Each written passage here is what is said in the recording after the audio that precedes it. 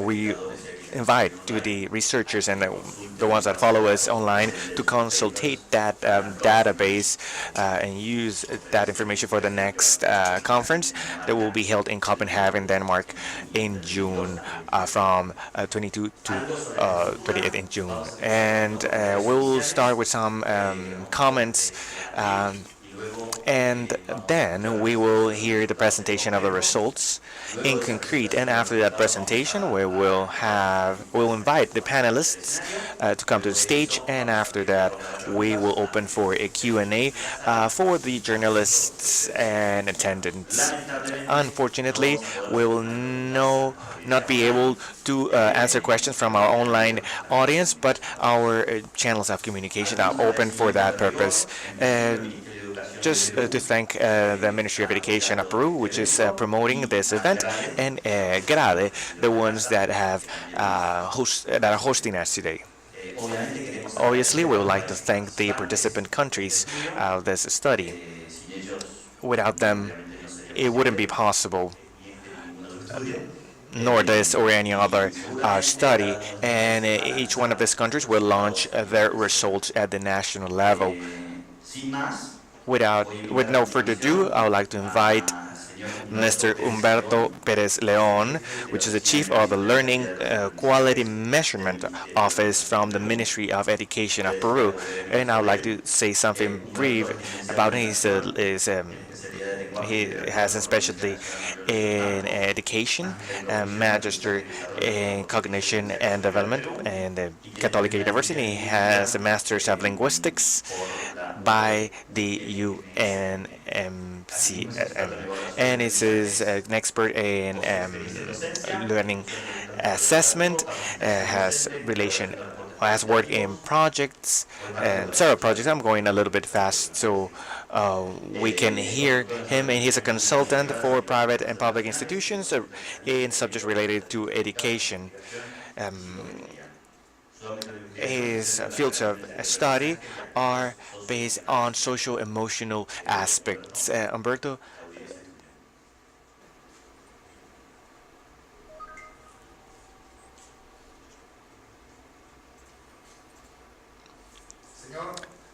Mr. Rolf Karsten, Director of the ICCS Project 2016 of IEM, Wolfgang Schutz, Regional Director of the Australian Council for Educational Research, Mr. Santiago Cueto, Research Director for the Development Analysis Group, and Liliana Miranda, Dr. Maria Teresa Melendez from INE, Mrs. Elisa Salinas from the Learning Quality Measuring Office from Chile, officers from the Ministry of Education, directors of education entities, researchers, students, attendants, and all the people that are here with us today through the internet. In behalf of the Ministry of Education, I would like to welcome you to this presentation event for the results of the Civics and Citizenship study. It is not necessary to dig into time to feel and to live the effects of a deep crisis. Even deeper than economic crisis is the crisis of how we will organize ourselves to live together and to be free. In all parts of Latin America, corruption and violence, especially gender violence and discrimination and other dangers, manifest daily in day-to-day basis. This manifests in different situations. Sometimes it can be as simple as throwing a cigarette to the floor. The philosopher Martha Boltzmann, the year 2015, asked, "What is in human life that is so difficult to sustain, democracies and not to fall in hostilities and projects of hostile groups. She resented the fact that education has put a focus on economical growth and profit instead of the creation of citizens from formal education. We have made several things, but not enough. Maybe not the right ones. Or maybe some of the most dangerous ones have been kept. And we need to enlighten this panorama. We need to understand what is citizenship, what are the values that we need to develop the citizenship. Now, the assessment has been one of the ways in which we have put it in the public agenda, a set of learnings that are central for society. And this double game between theory and evidence allows us to not just to understand how many students didn't get it, but what we need in the future, and that sets the priorities of the system. That is why this study is so important, because it sets light on things that are not taken into account by immediate politics. Additionally, the presentation that we have today makes us think about the results not just as a society and isolated countries, but in the recognition that Latin American countries are part of a common history, and we confront similar problems in which we can recognize ourselves. And this starts a deeper reflection. Peru, of course, has the honor of hosting this presentation of results. In this event, we have distinguished representatives of different entities related with the study, and with national and international experts that will give their comments for reflection. For them, our thanks for their participation. I believe that the presentation and the comments of this afternoon will generate from the different instances of our countries and our education community the reflection about educational policies that will generate more fair societies and better citizens. Thank you.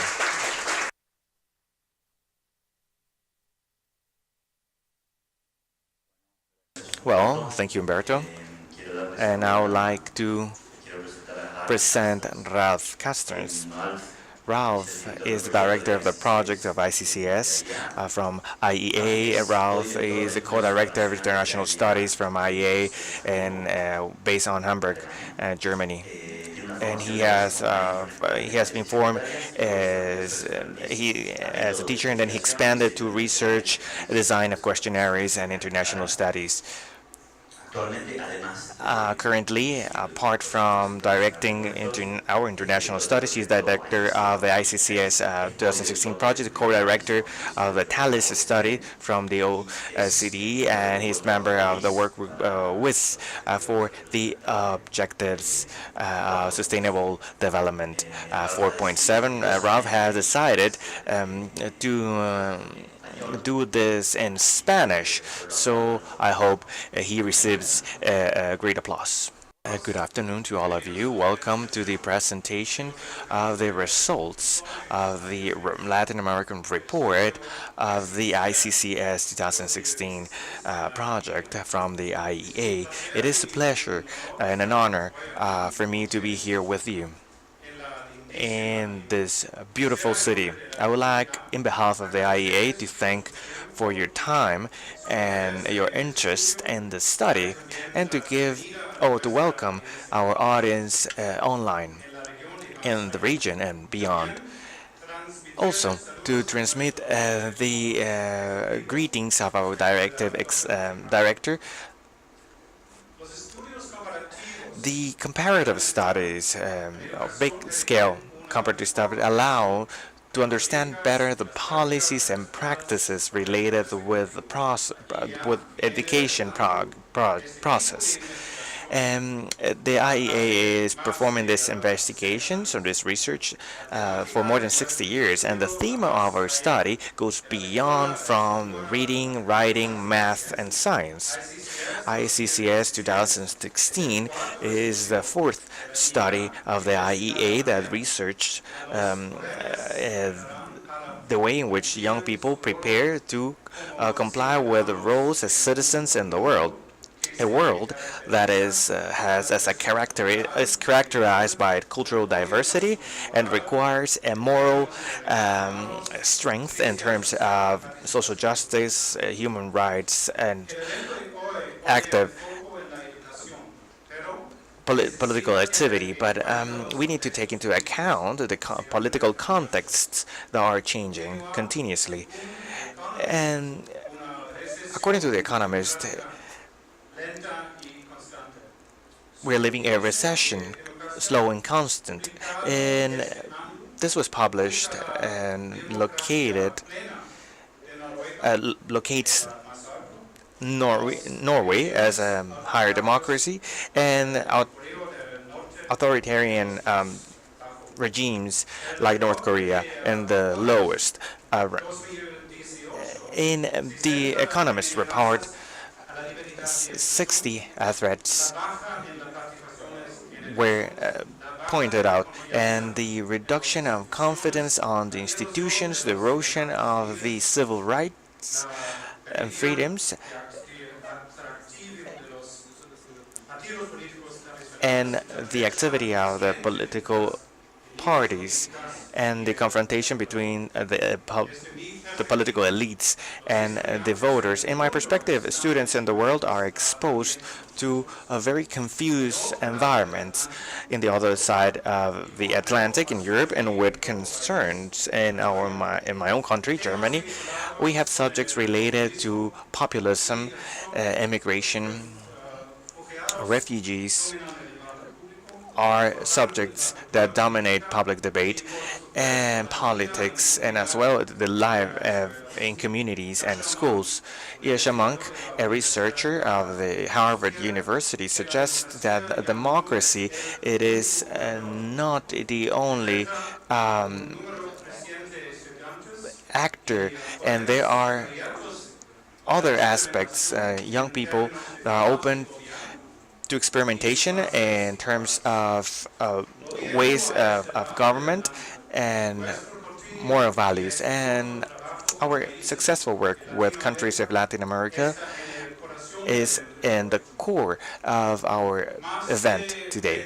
More than 25,000 students from Chile, Colombia, Dominican Republic, Mexico, and Peru participated in this module, and I would like to highlight that the location of today's event is in part to celebrate the success of the first participation of Peru in the ICCS. The need to prepare young people for citizenship has received attention in several countries of the region.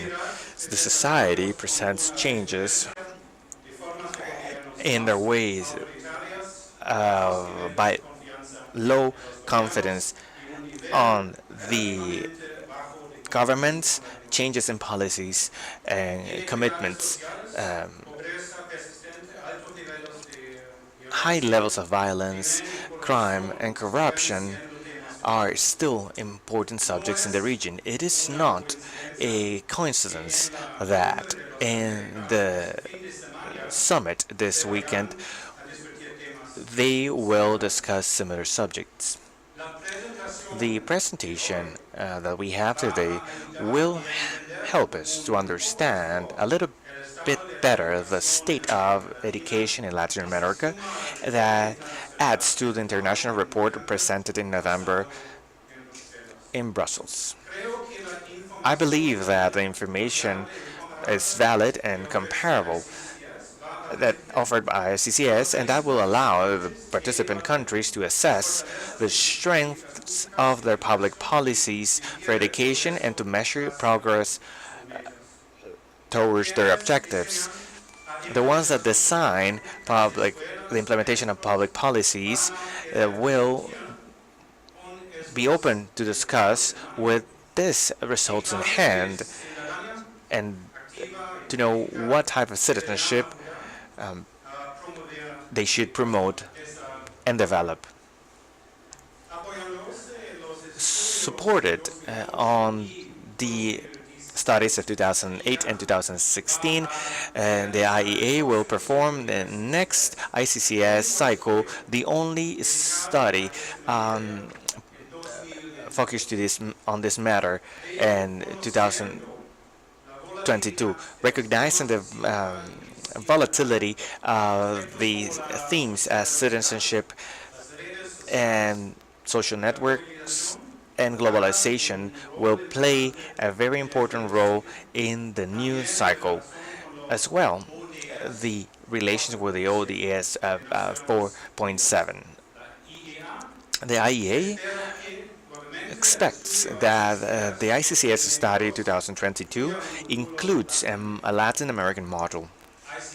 ICCS 2016 was possible thanks to the participation and the enthusiasm of the research centers and their teams. Some of them are here today. And we will mention them. We will read them later. I want to highlight the work of the research team, the Australian Council of Education Research, and the work of Christian Cox from the Diego Portales University. We are thankful as well for the generous support from the ICFES in Colombia that were in charge of the translation to Spanish. I would like to thank all the panelists and speakers for their contribution to the Ministry of Education of Peru and to Grave for welcoming us in your home, and to the organizing team directed by Maria Teresa Estefania, our coordinator for research in Peru. I would like to thank especially to our colleagues in the UNESCO office in Santiago and Lima for their permanent support and help in the dissemination of the results in the region. Finally, our thanks and gratitude to the thousands of teachers, students, and principals of schools for their effort in providing the information that supports this study. With no further ado, thanking you for your attention. I mean, I wait for the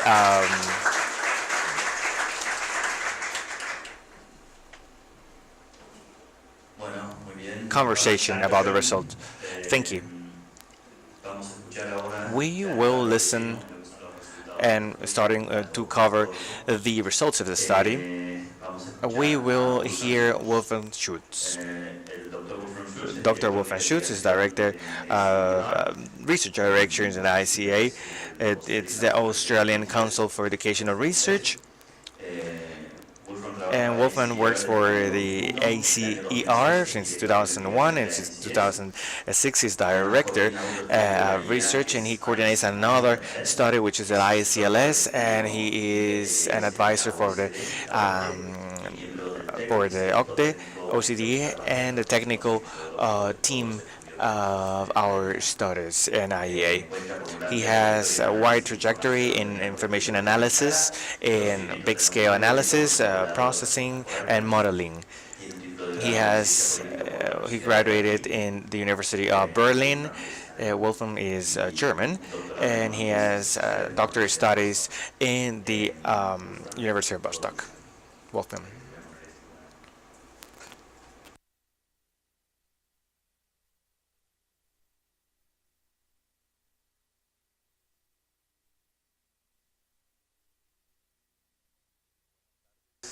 Good evening to all of you. It is a pleasure for me to be here, even more because it is the third time that we are finishing a study about education and civic and citizenship. And I started to do research in this area when I was at the university, at the Humboldt University, in the Civic project. And at that time, we had two countries in the region, Chile and Colombia. And today, for the second time, we have a wider group, and we can see much interest, or growing interest. And as it has been mentioned, we have several challenges related to maintain sustainability in a democratic society in this region. So, especially since Peru has joined our study, it's a great pleasure for us. And obviously, I will speak a little bit more about that. We have the hopes to have more countries included in our next cycle. So I would like to speak about the results, regional results, but as well as a perspective, international perspective of the region. 5 countries have a region. So ICCS 2016 is the second cycle of the ICCS that the researches how young people prepare for citizenship to become citizens in the future. The role of education, of course, is very important. The guidance, the learning, to know how how the citizenship works and how institutions work. So we have to highlight that is the only international study that is comparative and that covers this area of learning. Even though there are other studies that cover or touch some subject related, this is the only study focused on that. There are two main domains that we are assessing. One, the knowledge, the civic knowledge of the students, and this is something that we do through a test. But then we measure the attitudes and the civic commitment of the students. We do that through a questionnaire. As well, we recollect data about associated factors, about the socioeconomic context, the school environment, and the community, which is performed through a questionnaire for the students, but as well for the teachers and the principals. It was mentioned already, some of the contexts were mentioned already. First, there is an increase of globalization. Countries seem closer. We have internet, we have much or more exchange, we have more immigration, and that has an impact on what does it mean to be a citizen, what does it mean to be part of something.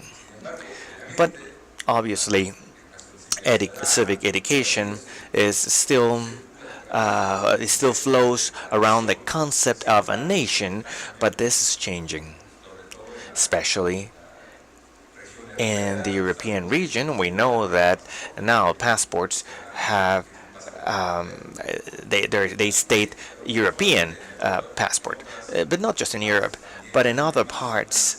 There is more and more the sense of a wider community that goes beyond the nation. But those are concepts and things that are related to civic education.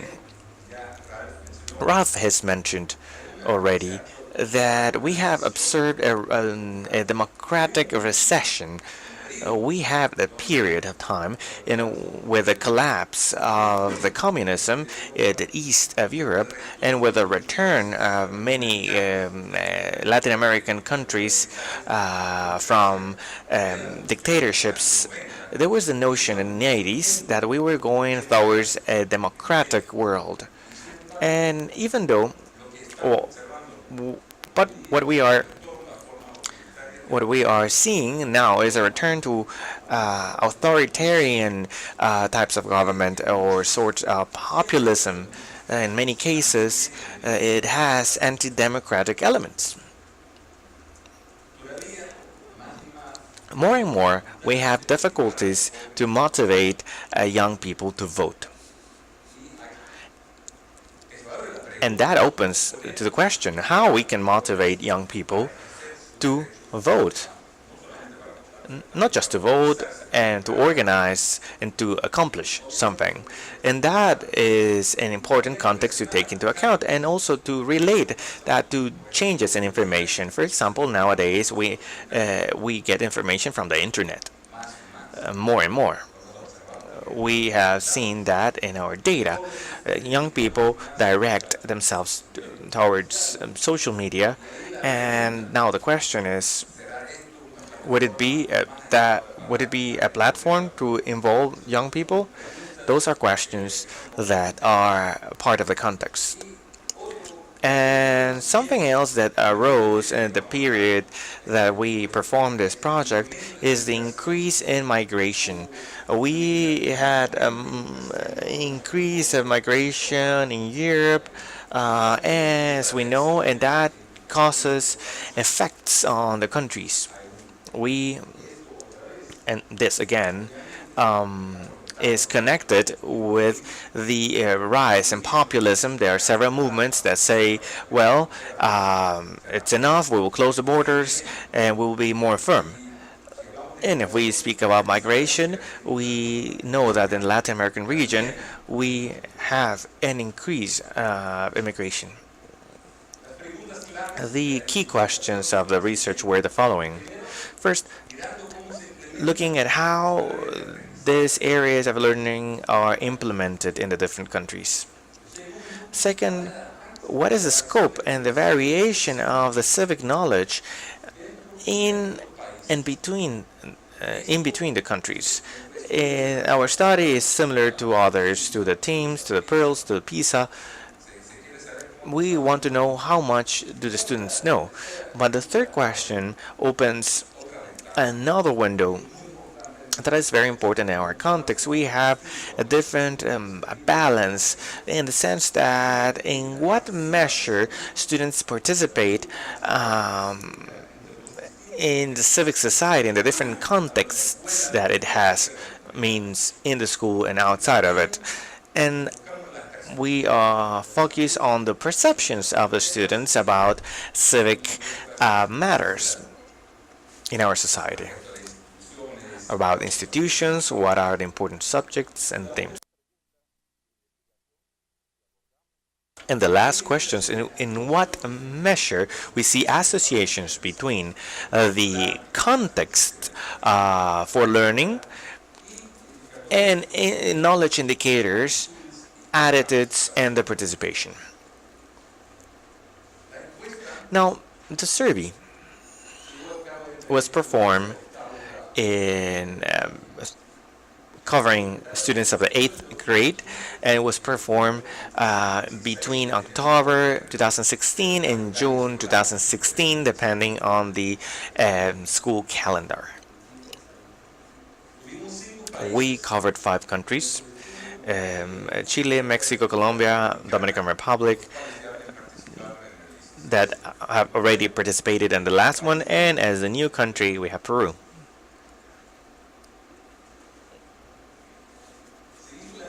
We did the survey in around 900 schools,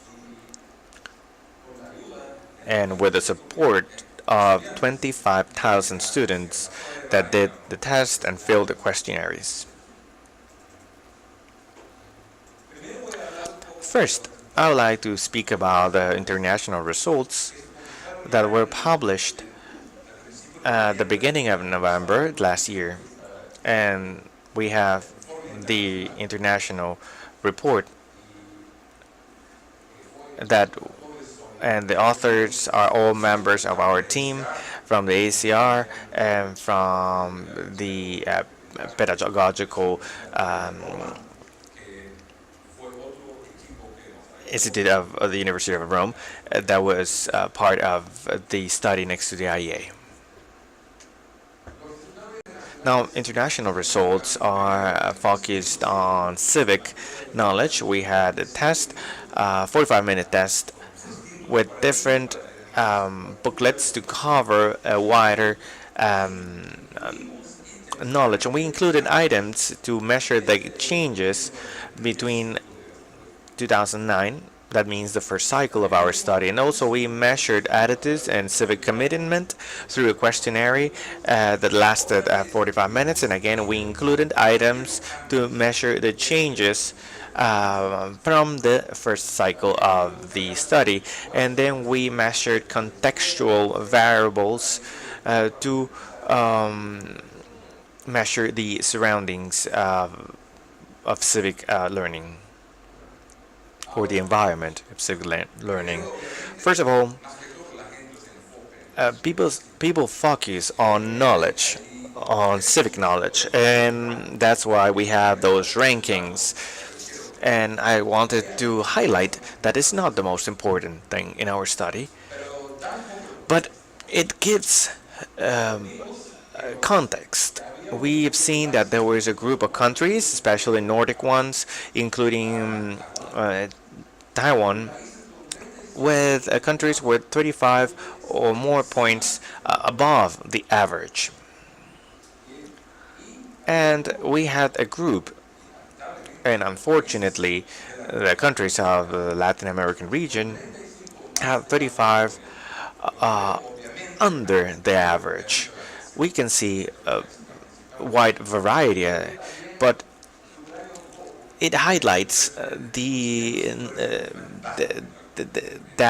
the knowledge, civic knowledge, is low in this part of the region. It's not surprising. In 2009, we had other countries with social indicators that were similar, as Indonesia, that was part of this group. They didn't participate this time, but what we see in our studies is, well, the selection of the countries. This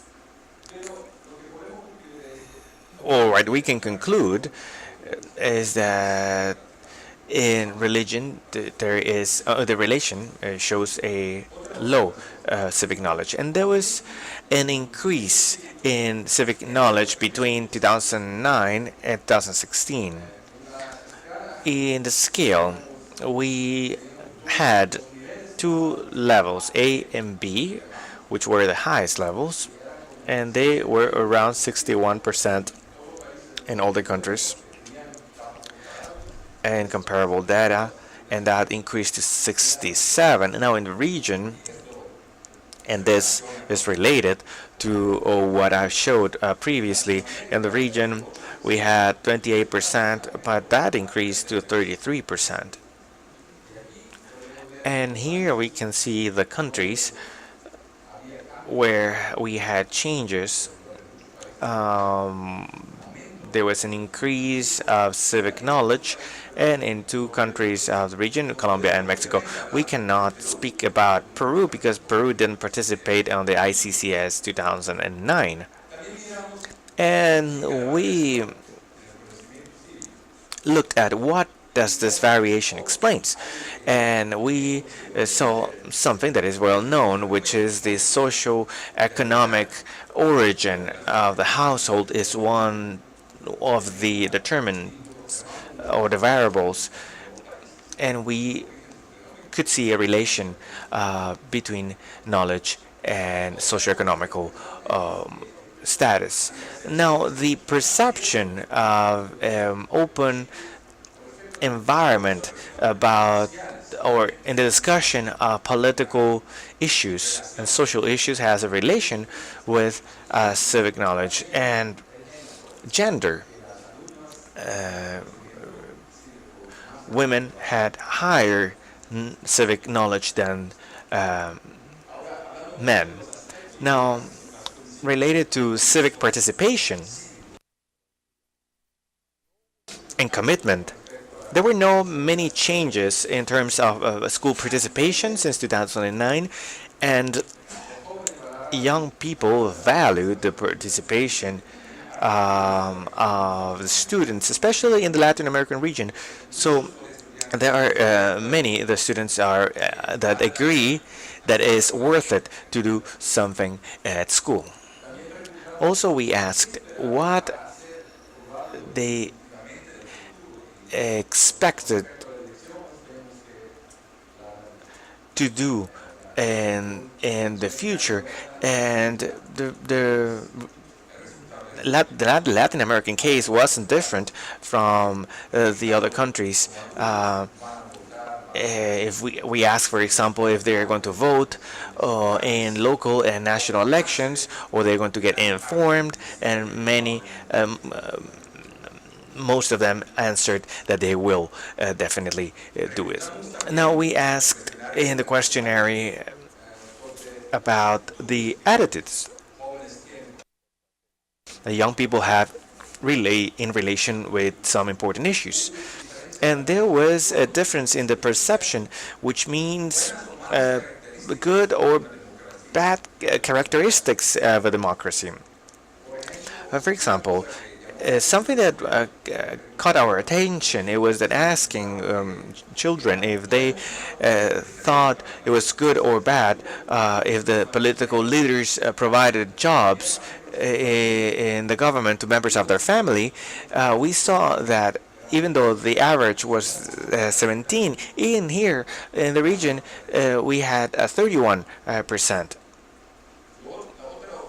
The other observation that I wanted to show you, there was we had high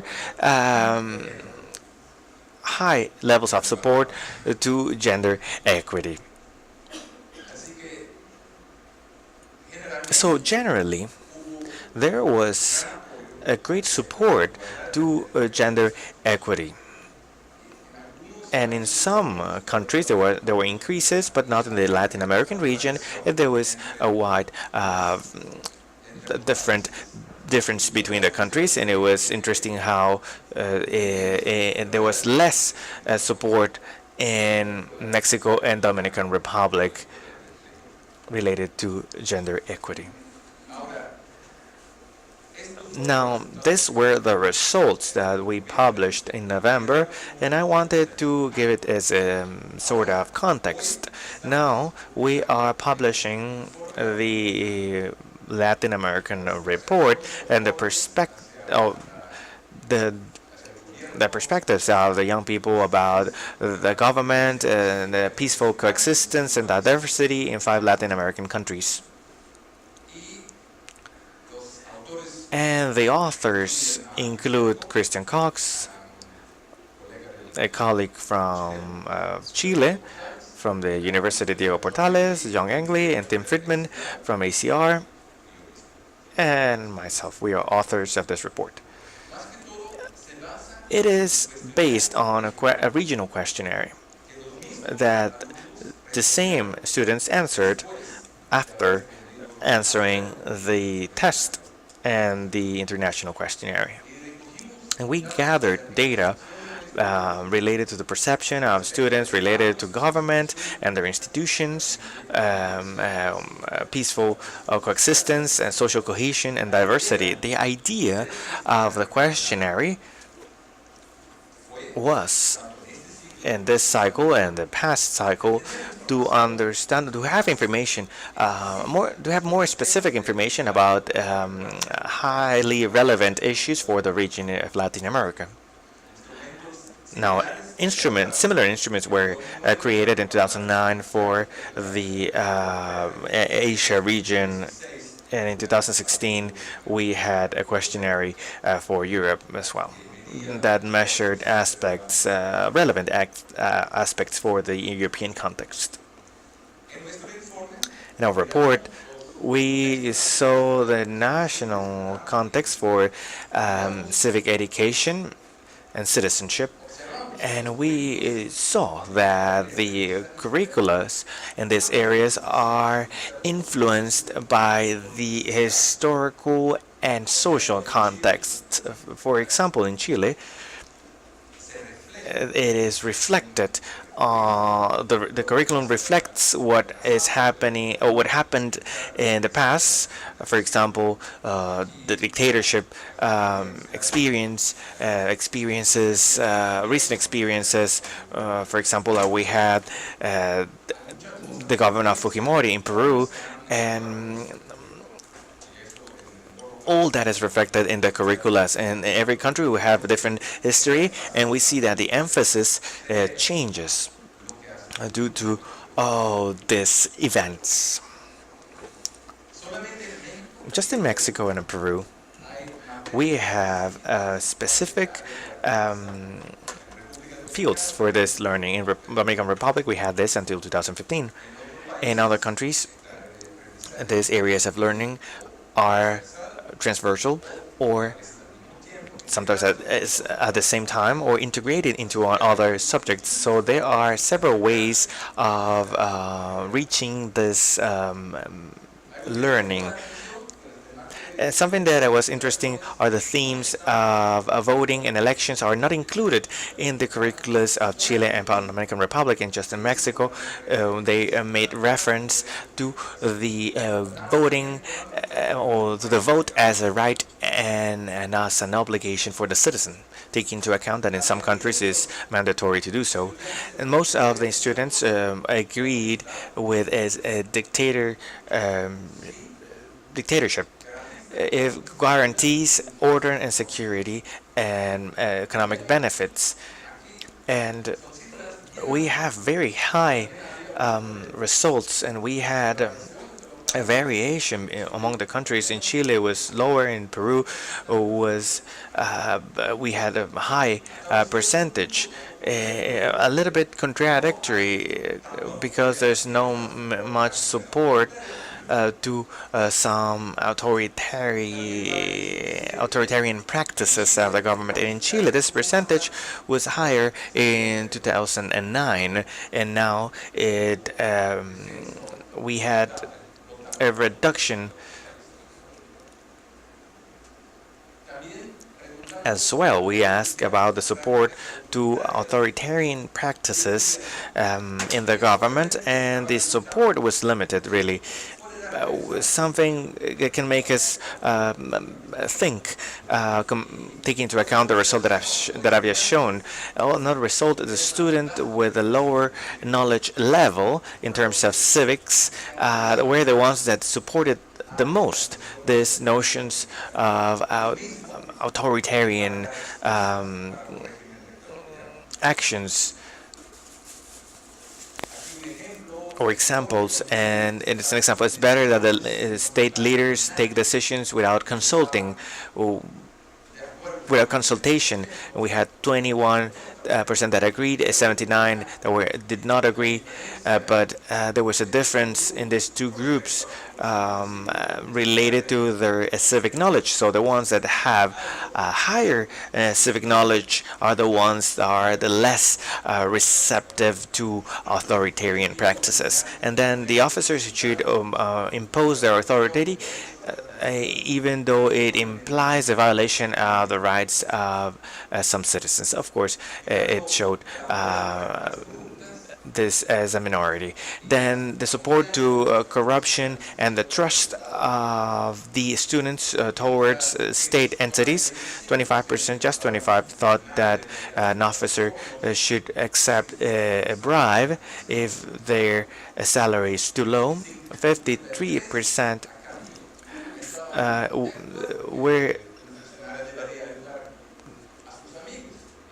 did agree with the fact of an officer to get a job for a member of the family or a friend. So there were no, we had exceptions in this question on the answers. Again, we see that students with higher knowledge were less ag- agree or did agree less with this examples containing corruption. And then we see again examples for the questions related to political parties with the national government, and these are the averages, of course, of the 5 countries. Institution that has more trust was the schools, or were the schools. So the students, if we ask them, they express their trust for the schools. And what we've seen is that the ones that have a higher civic knowledge are the ones that trust the less. And that could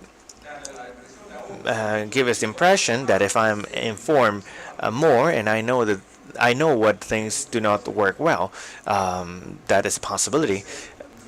It can be a reflection of the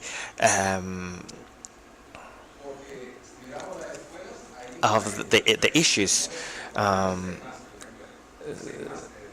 so the more I know, it is about this political institutions where this happens. So we ask about the perception of students about violence and peace. Most of the students did not approve the use of violence in personal conflicts, and if they had a higher civic knowledge, they tended to reject the use of violence. We asked as well if they agreed that the only way of getting peace was through dialogue and negotiation, and we had a high percentage, but also it was very high. The ones that answered that to achieve peace, the end justifies the means. We asked the students about if they were agreed or disagreed with justifications to not to comply with the law. And they said that some justifications, most students, they agreed with certain justifications. Again, the ones that have a higher level of knowledge disagree with this justification. Some examples, if we try to get that they agreed that you can break the law if they're trying to achieve an important goal. If you don't trust the one that imposed the law, it was just 42. But if it's the only way of help their family, almost 73% agreed that it was okay to break the law, having that justification.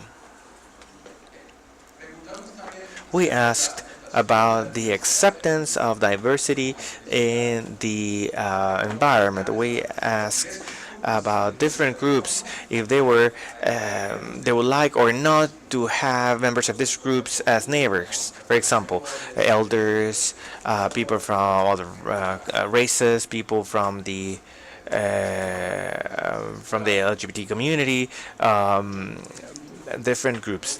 And what we found was that among the girls there was more acceptance in general, and again that students from they had a higher civic knowledge were the ones that tended to accept diversity in the neighborhood. As in 2009 we asked about acceptance of homosexuality and perceptions of discrimination, and what are the most discriminated groups in the society. About the acceptance of homosexuality, a very interesting result says that if they asked if they were agreed with marriage, or same-sex marriage, that increased in the 4 countries where we had data: Chile, Colombia, Mexico, and Dominican Republic. We had a reduction actually, and we asked from which are the most discriminated groups, and again homosexuals, handicapped, young people, and elders. and where we could perceive higher levels of discrimination, so where it was in what is related to homosexuals and less for handicaps and young people and elders. Now, some reflections about the effects of our results. What we could confirm,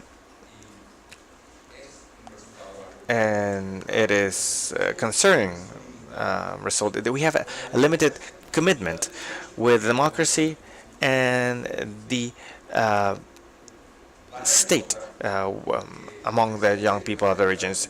Now, this survey in adults has very similar results. Surveys for adults actually show that we are in the lowest levels of commitment with democracy in the region. So it confirms what we know about adults. And we found that there is a lack of support to authoritarian practices, but at the same time acceptance of justifications to install a dictatorship. Again, something very concerning. And an acceptance of some corrupt practices, not all, and certain justifications to break the law for personal reasons, especially for personal reasons. Another important result is that in almost all these indicators, that students that have a higher civic knowledge are less or have lower tendencies to accept these justifications or corrupt practices, or the ones that know more about civics also are the ones that accept diversity the most, and they are more open. And that is a very important argument to state that the improvement of civic learning, especially in a region where we know that this sort of knowledge is low, that is important because we have space to do something and improve our current situation. We know as well that civic knowledge has increased in 2 countries of the region, but it's still very low, and we still have a high percentage of students with a low civic knowledge. Students with higher levels of knowledge are more critical and they trust more institutions, but that could be a reflection of the situation that we are living, because in many countries there are several problems and there is a high perception of a lack of or a low or bad perception, or a perception of bad management and the state and the entities. And improving civic knowledge, that can set the basis for a future in which we had a better debate on reforms with adults are informed better. And we have some findings related to individual countries. I have to say that in this first report we are not explaining the individual changes in the countries. We give the information and we provide information and we are doing our observations. Something that is interesting in Chile is that students in Chile support less the non-democratical solutions in comparison to other countries, but in comparison to the survey in 2009. In countries with high violence indexes are less or tend less to support violent solutions. Now, the idea is to use this data to make a more research understanding, or take into account the different national contexts in these countries where we have this observation. So this is a first step. And that takes me to the perspective. Now, the reports are on their first versions for the international um, version, European and Latin American. Those are the first versions of the um, state of civilization and a reference point or point of reference for more research. So the data of ICCS 2016 and 2009 are public access, so a researcher can use those data to make their own analysis. Of course, we recommend to do it good, to do it well, and because we know that there are some challenges, methodological challenges, but we are providing a lot of information. We have a user guide um, that explains the database and that speaks. We have a technical report that provides information of how data was collected and how to perform an analysis. So that we need to deepen into this. This is not the final point. Or there are analysts that have the resources, they have the possibility, and to use the data to make more research. That is our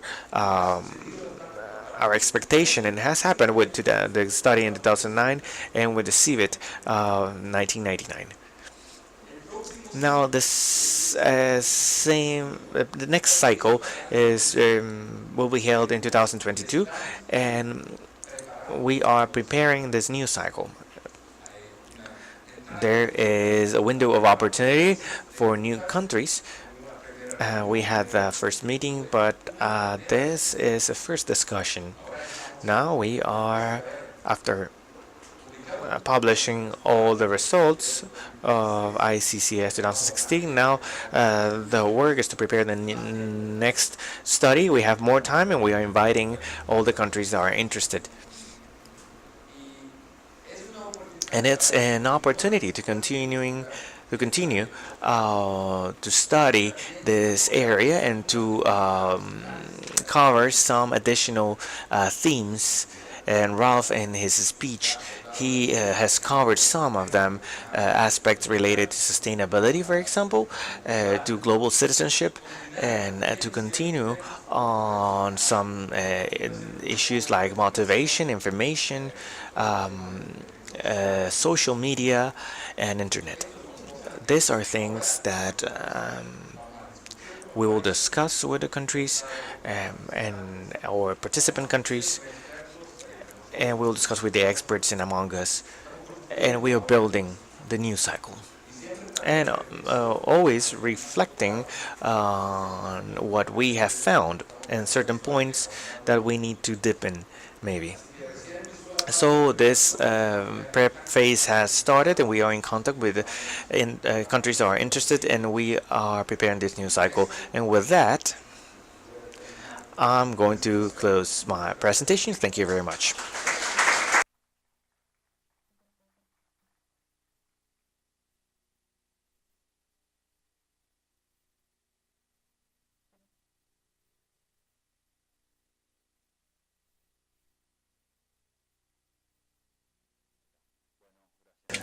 Well, thank you very much, Wolfgang. It was a pleasure to listen to you. And I believe that I speak in behalf of everyone when I say that the results are very interesting.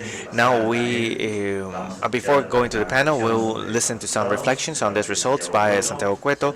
Santiago Cueto is the research director of this house. Grade, Santiago. Well, it is an honor. Thank you very much to IAA for inviting us today. In terms of recognitions, I would like to recognize the work of Liliana.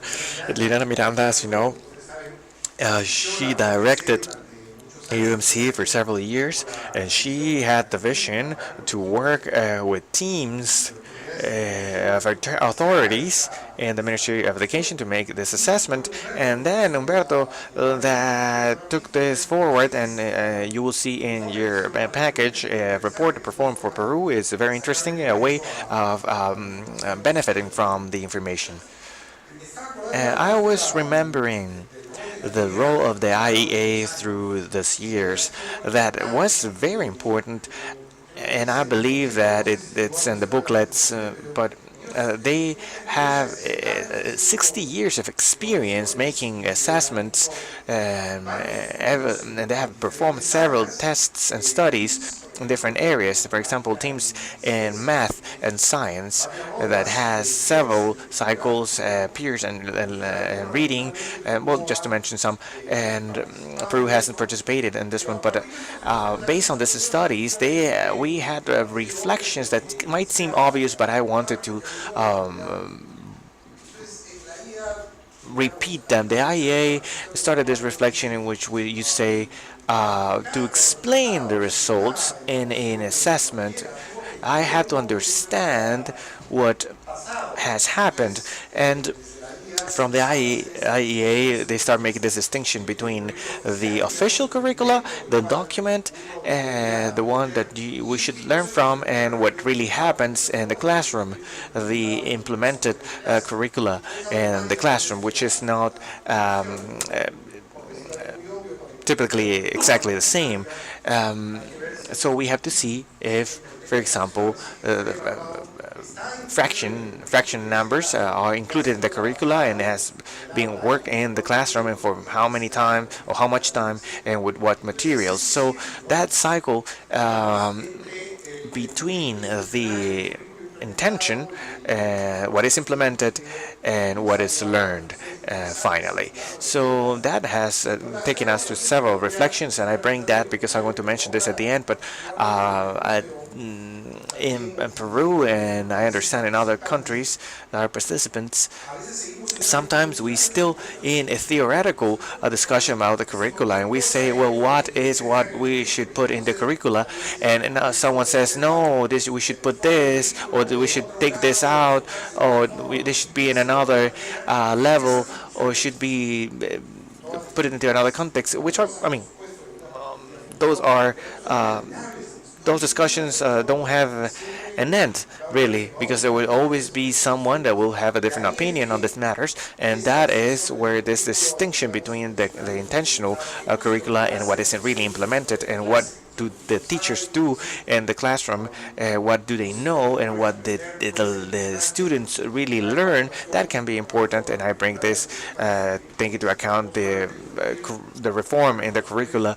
We need to discuss not just discuss what should be in the curricula, but also to gather data of what is happening in the classrooms to be able to use that information and improve the quality of our instruments. Now, when I was reading the report, I was thinking, what a good timing to bring this discussion in Mexico. They are starting the political or presidential campaign, and in Chile, they have a new president, and they can make up some initiatives. And in Peru, well, what can I say about Peru?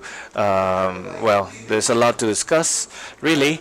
We have changes widely known, and what I was thinking it was that in Latin America and in Peru in particular, at any time is a good time to speak about this because we are in constant change. But before the end of the month, we will have a political scandal. I know it, and some of these discussions will be irrelevant. And what I expect is that there are concrete ways in which this can be translated or be taken to the classrooms or family dinners or media and TV shows, because this is not just statistics and graphs, but this is input for the strengthening of the citizenship, or as we have said before, very relevant subjects as social justice. I think it's very good that this is the only assessment that we have of this type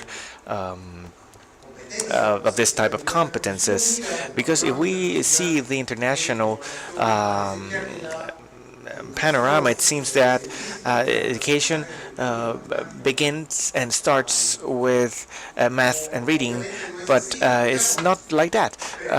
And in the practice, it ends up being like that, because in some countries we end up providing incentives to principals and teachers based on the marks on their students in math and in reading. But when I go back to the idea of the curricula, when we say, well, they have to learn all these competences, but at the end of the day, the money comes through these two areas. So we have a fundamental contradiction here that we need to cover and expand through different instruments, and one of them can be the information that we have here. Because the 5 countries that are involved, more or less, we have confronted in the last decade serious problems related to institutionality and democracy, with coup d'etats or attempts of coup d'etat, violence. In some cases, it was political violence, and they still are in some cases. How I don't know how to call it, maybe street violence, which is of daily occurrence, and of course corruption. And this meeting, we have a summit that will cover the subjects, of course, and we should have invited some president here to comment, but well, the report covers in central aspects that I want to repeat. You have seen some of these numbers, this support of this dictatorship. It is surprising, really. It is unfortunate if when you say that, well, it is justified by, and or there's no justification, but you see the results that say, well, if we have well-being for the people, it is okay or it's acceptable to have this type of status. You wouldn't think, well, we should know this very well in Peru, but we ignore this because we haven't covered this enough in the classrooms and all the public spaces. Now, corruption, these numbers, if a person obtains a position, it's okay that he provides or facilitates things to friends or family. And if you have this position, you can benefit, or others can benefit from your position. Well, that is amazing, and the report covers all the subjects that gender equity and issues that are questioned in the region. And we have here the president of the National Council of Education, and I am also part of that council, and we have manifested several times in favor of gender equity, something that is recognized by the United Nations and several other legal and valid instruments in the country, and that hopefully, well, will not go back in terms of equity, gender equity. And that is the principle that is discussed by some groups.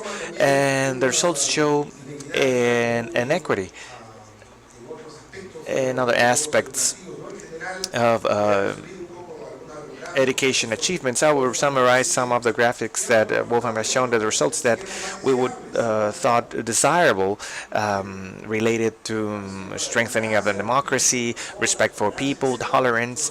Though the highest results are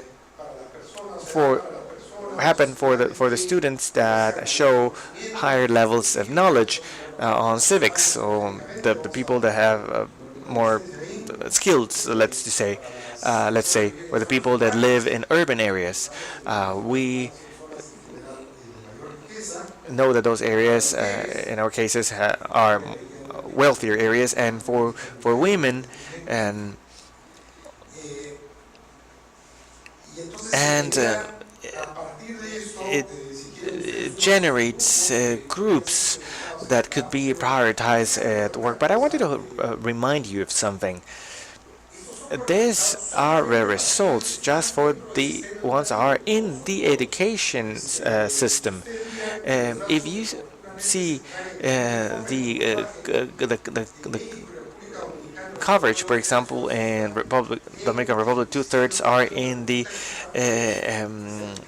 we have one-third that are out of the system, and if we apply this rule, students with higher abilities that show higher attitudes towards democracies, we will have to see um, what is the case of the ones that are outside of the education system. So this is something that we should not forget in these assessments. We are speaking about the ones that are in school, and in citizenship that includes all the population, all young people in general. So that would be, well, something to take into account to interpret the results.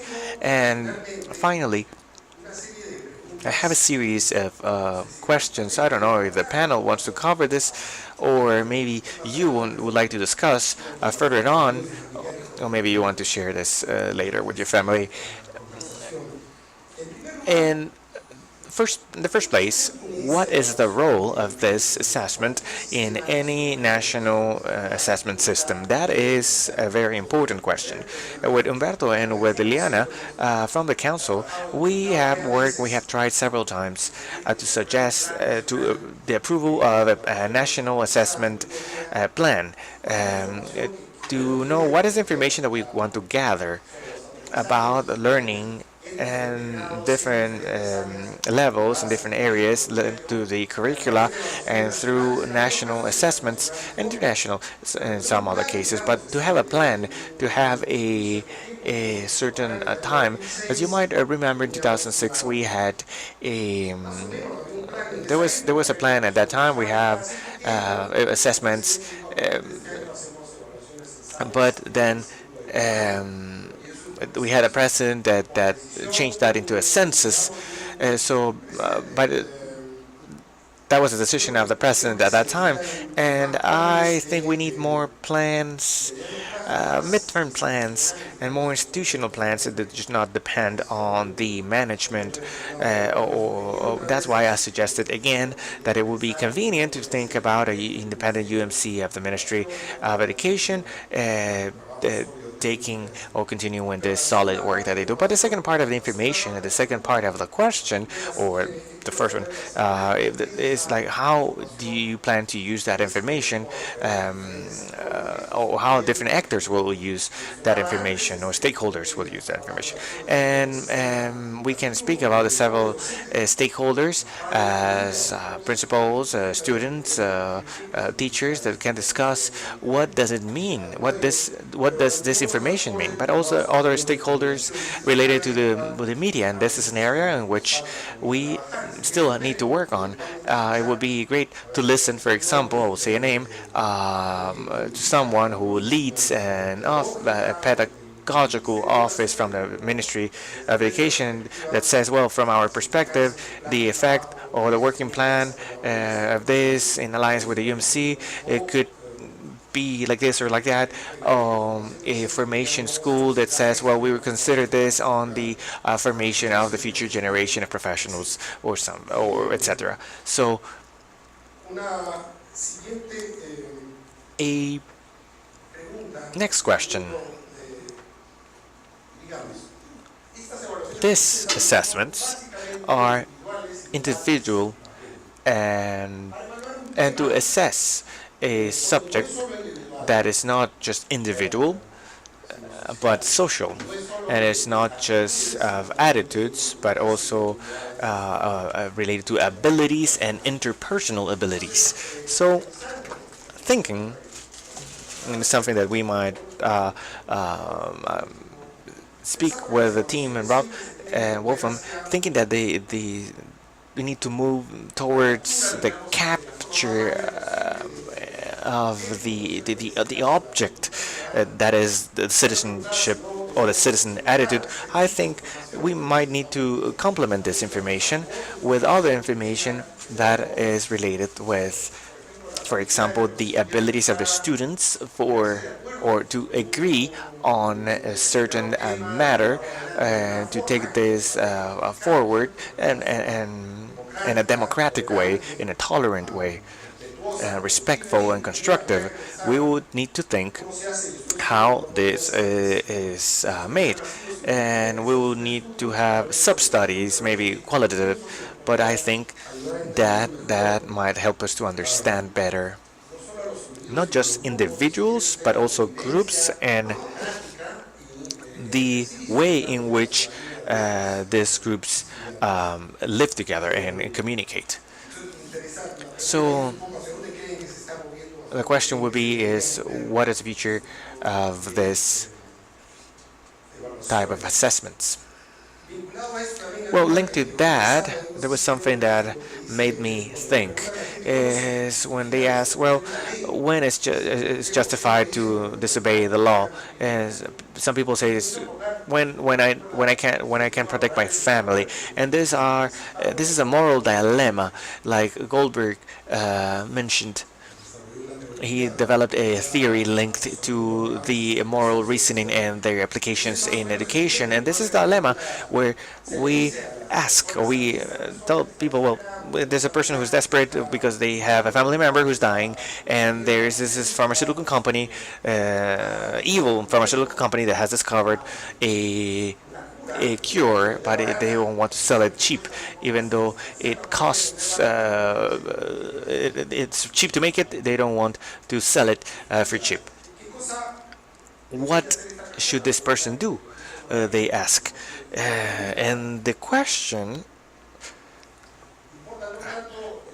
It doesn't matter if they answer really that they should steal it. What it matters in that exercise that I'm mentioning is the reasoning of the individual of why he would do it, and he classifies this in a category that has 7 letters. I will not mention, but this question is interesting. But I was wondering again, using this logic, if it's maybe important to have in a subsample to assess the reasoning and the democratic reasoning of the students to see if the motives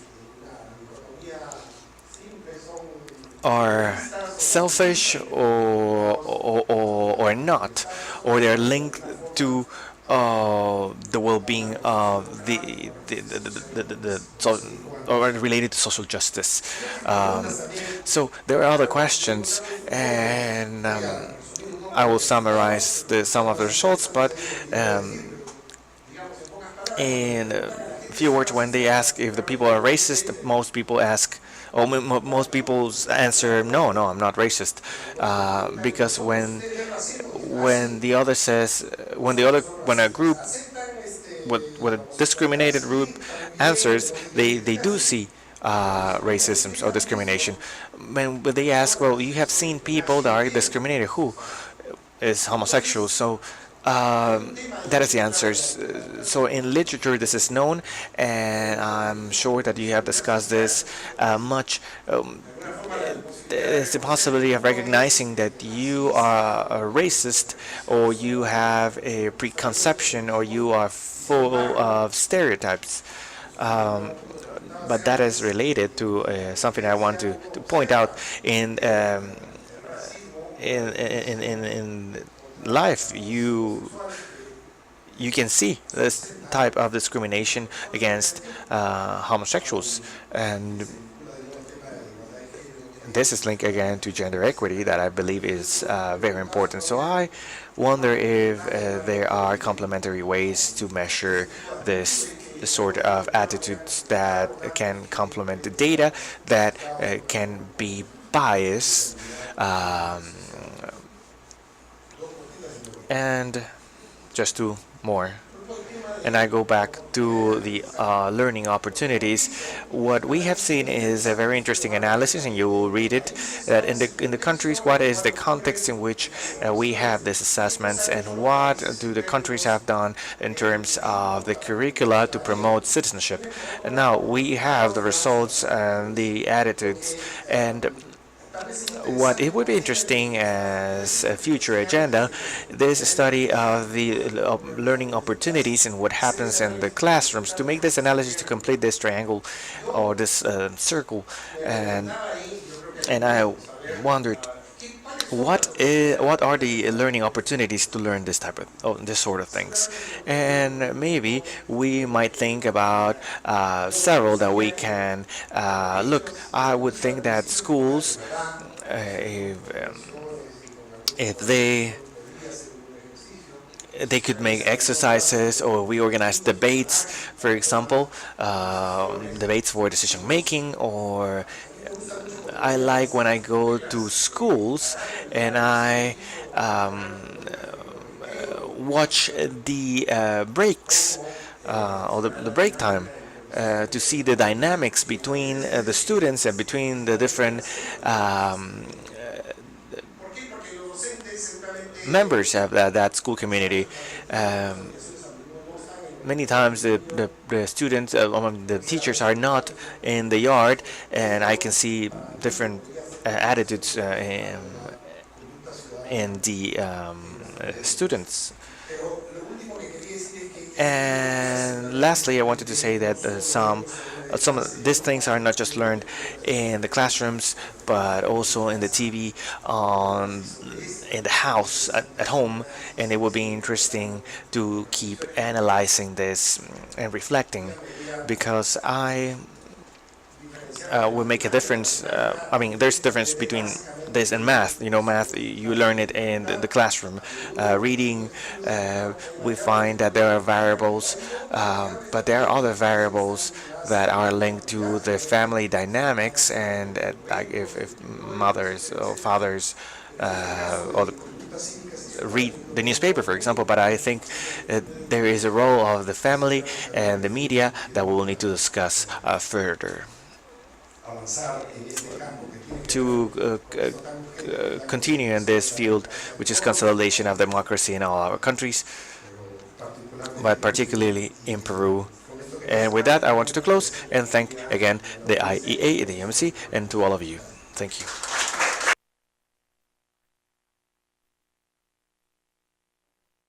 Well, thank you, Santiago.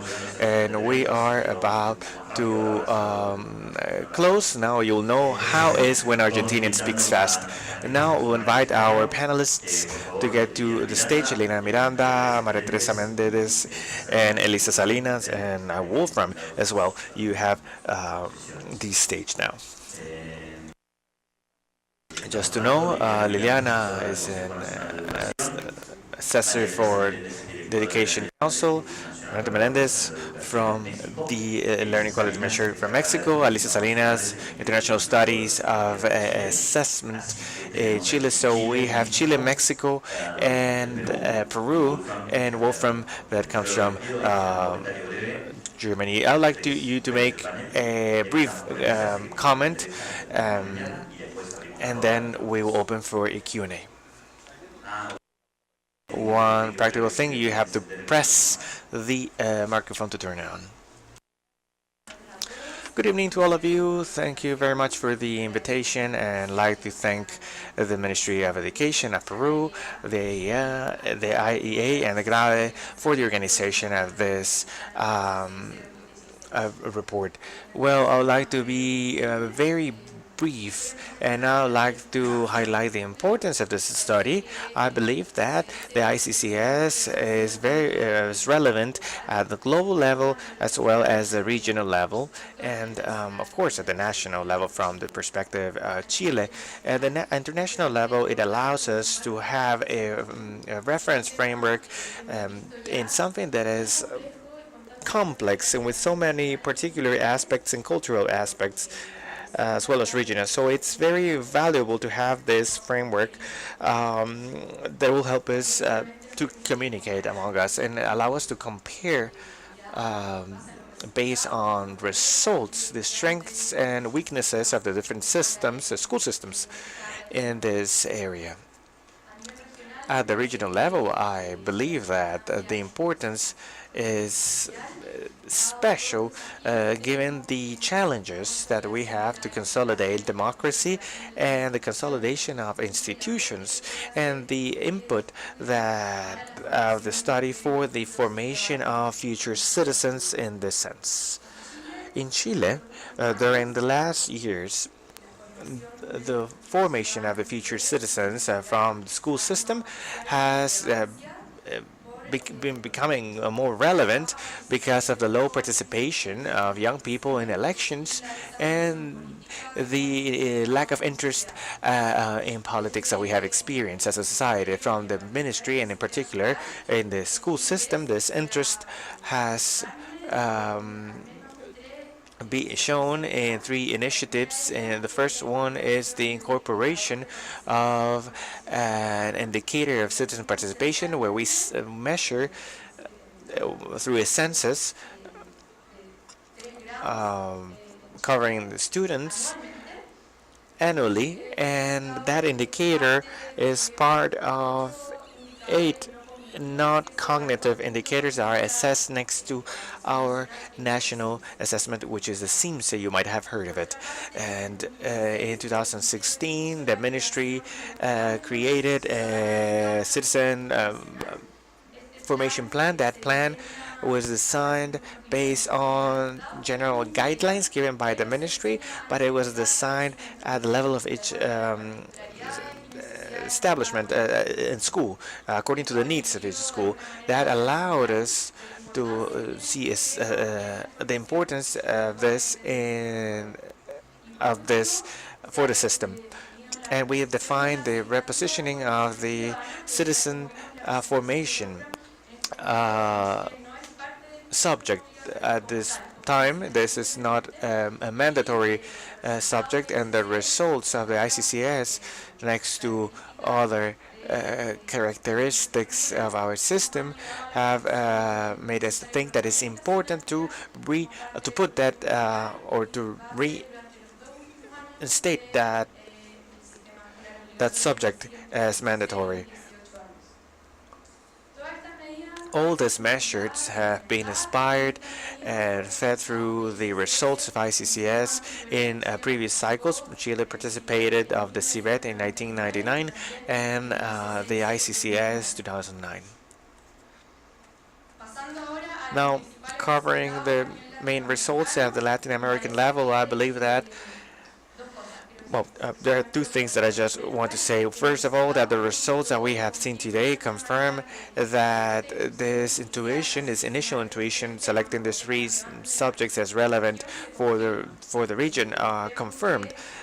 We see that we have a challenge and the high levels of support to authoritarian practices or a justification for them, justification of disobedience. We cannot be indifferent to this, and that shows us that we are failing to form the future citizens. As well, I think that it is good to see the positive relation between the civic knowledge, and the different attitudes or civic and democratic attitudes. We saw that in several fields. The students that know the most are the ones that present better attitudes towards democracy. As Wolfgang mentioned, in terms of trust, and it's interesting that to see that inverse relations between knowledge and trust, and it didn't happen at schools, but it doesn't happen in the countries, because ICCS shows us that, for example, in Nordic countries, there is a positive relation between knowledge, civic knowledge, and trust in the institutions of the state. That shows that in countries where we have high corruption perception, we have this inverse relation. And in countries where there's a low perception of corruption, we have a positive direct relation. So we see that the challenge is not just for the schools, but also for the authorities and for the society in general, in terms of what model of society or what sort of democracy we're showing our students. In the case of Chile, we have good news because we could see that in several of the democratic attitudes or the citizen attitudes, we have improved since 2009, but we still have great challenges in terms of civic knowledge. And even though we have implemented several changes, we couldn't see differences between the cycle 1999-2009 and 2009-2016. Well, to wrap up, I think that it's important to highlight this idea that responsibility on the formation of future citizens is shared evidently at school, but we must not separate the reality that students are living day to day, what happens in the family, and the role of the school. As Wolfram said, the results of that Latin American module are consistent with what we have seen in service performed with adults. So it's evident that we have a model that is replicating, and that the school has something to say, but definitely we cannot load all responsibility over them. I think the inputs of this study are fundamental. It's important that we promote other countries, um, and we invite other countries so they add to the next cycle. I think that that will increase the richness and the value of what we can do with the data, and motivate or promote this so researchers can work on the data that we have. Thank you. Thank you very much. Maria Teresa, your turn.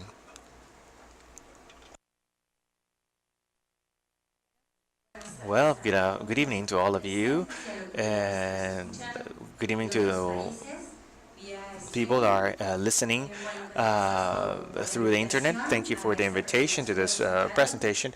It's very important that as Latin American countries, we have many things that bond us, and it's important how citizenship bonds us. And I think this is something that we can share the advances and problematics as well. Mexico, this is the second time that we participated in this study for civics and citizenship, and Mexico had history on the assessment of the civic formation, because as we said in the presentation of Wolfgang, Mexico has a specific curricula and a specific subject in school. But before getting into detail, I believe it's important to recognize the importance of performing a Latin American report on these specific aspects, because it could remain just in the international level, but it's so important that we are able to have data for our context. And this is a report that is very clear and very friendly. Many times we imagine these reports filled with numbers and statistics, or that they're not directed to us. But I invite you, researchers, teachers, to see it, to read it, and to see how easy it is to get into this data. So why is it important for Mexico to participate in this type of studies? Well, all societies had to think in what sort of citizens do they have, and what citizens do they aspire to have, and now we have to make that reflection. What takes us to participate in this type of studies? Well, the low participation in voting, and the well, the situations of violence that increase in our countries, also to have information, valid and trustworthy information, that is information performed through tools that measure what they have to measure, and that they measure in the right way. So we know that we can use those results for decision making. In Mexico, as I said, we have a subject of civics and ethics. And if we think about history, well, since 1910, there is a subject called constitutional civics. And before 1999, we had a subject of civics, but now after that we put it emphasis in ethics. So now it's ethical and civic formation. This year we will assess the subject for elementary school, and then next year for high school. That allows us to use the results of ICCS to complement and to contrast and to have more references on what we are assessing and where where is the scope for international studies.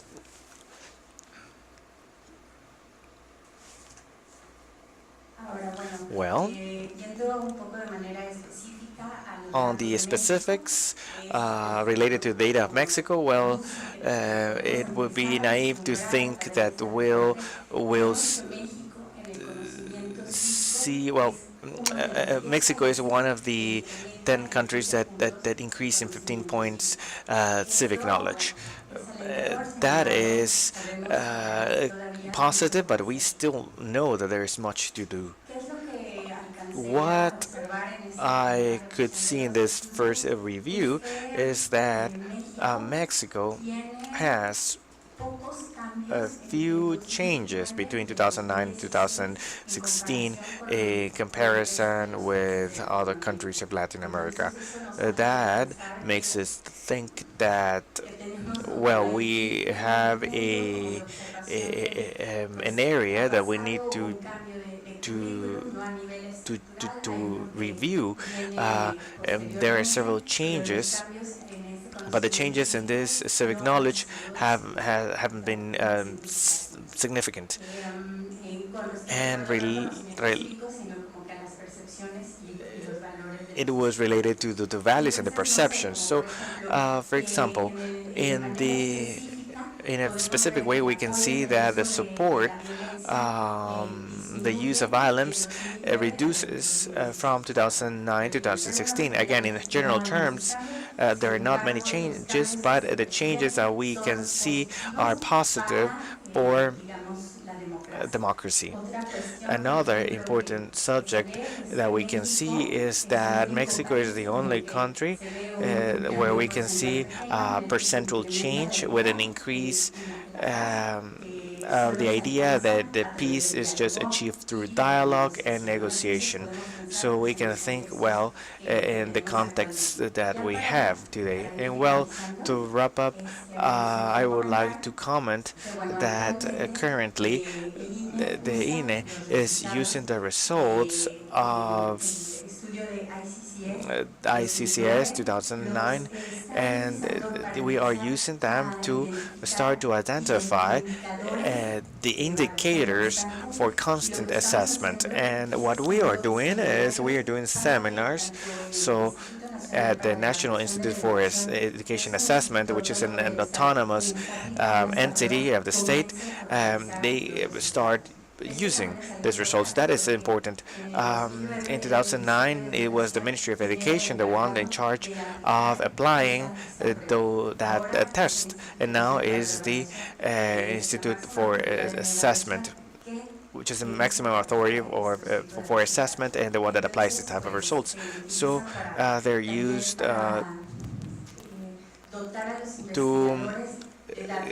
give data to researchers for secondary analysis. So now the challenges are, well, to use these results, but not just used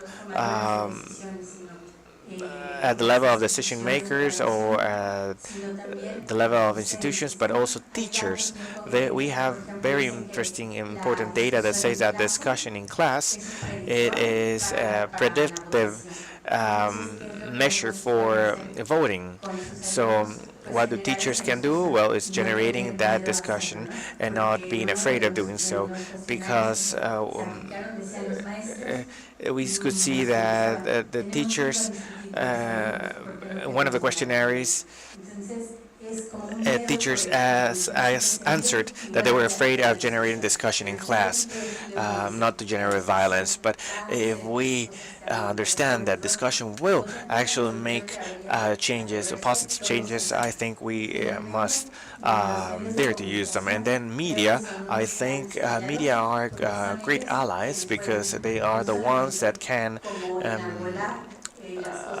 uh, show what is positive, but also to put the show the red flags with ethics, of course. Thank you. And finally, Elena Miranda.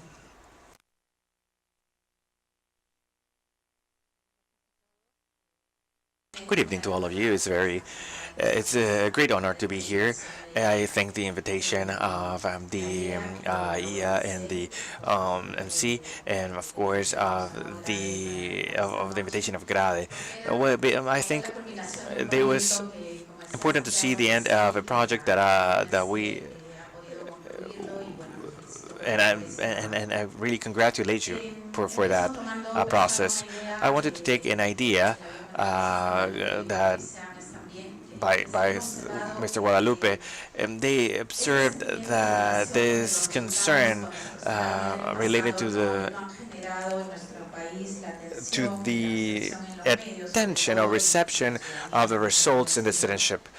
Um, as we all know, in Peru, uh, they do pay more attention to the results of for reading or math, and that shows much.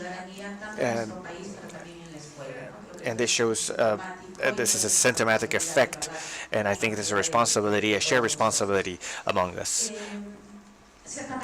Certainly, I believe that we need to recognize the fact, and Santiago has mentioned this, that in the national assessment we have focused on reading and math, especially when we started the census or census assessments. And I understand that we are on an effort to rethink this and try to provide information in a more comprehensive way, that so it answers to everything that our curricula searches for.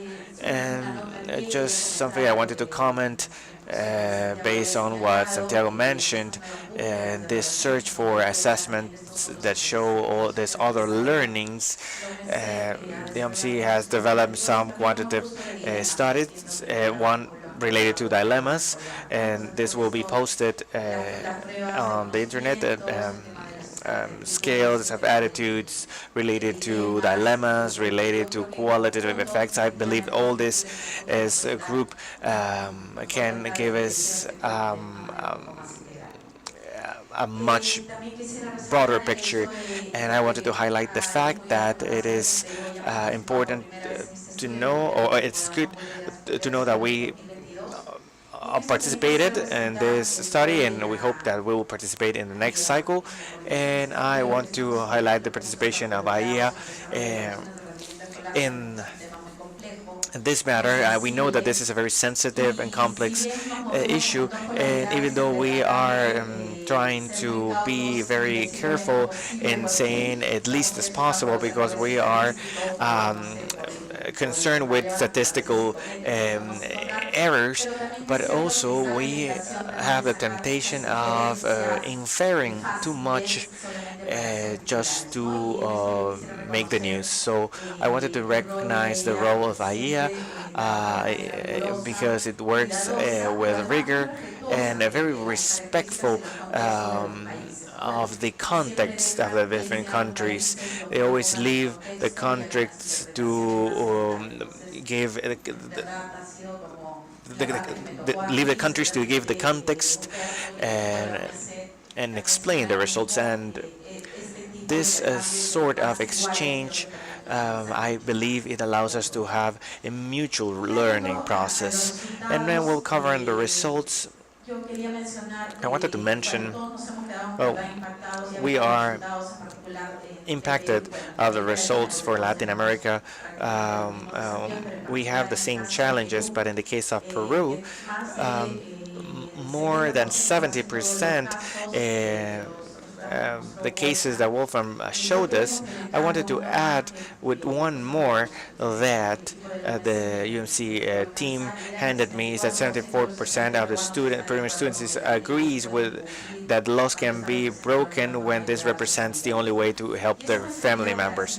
And that is something related to our challenges for the citizens. And we always emphasize the lack of attention to diversity, which is a characteristic of the country and of our education system.